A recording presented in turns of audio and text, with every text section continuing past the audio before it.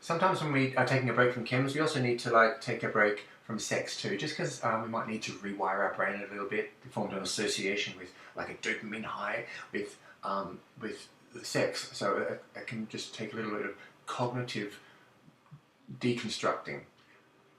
But sometimes people say, but I get horny, and that's like a great trigger for me. I need to have sex. I need to have sex, or when I'm horny, I want to do drugs.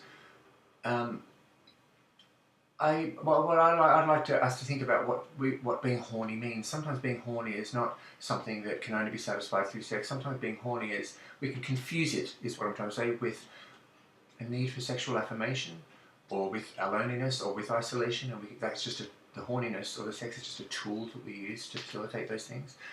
So it's important to sort of sometimes sit and think about, what does sex mean to me? I'm not confusing my horniness as a need to have sex with another person. Sometimes my horniness is a need for affirmation, a need to be affirmed as a sexy being, because we're gay men, we're in a sexy environment, we're in a sexy scene, and it's important to be perceived as sexy. And some of us spend a lot of times feeling that importance can be perceived as sexy, and sometimes that can translate as horniness. But it's really good sometimes to just sit back and think, what does my horniness mean, and what do I really want from it, and what do I really need from it?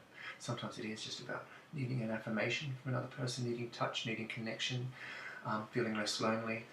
Sometimes it is just being horny and you want to have sex with someone too, but sometimes a bit more. It's kind of good to be conscious of what's happening to us and what we want and need when we're feeling horny.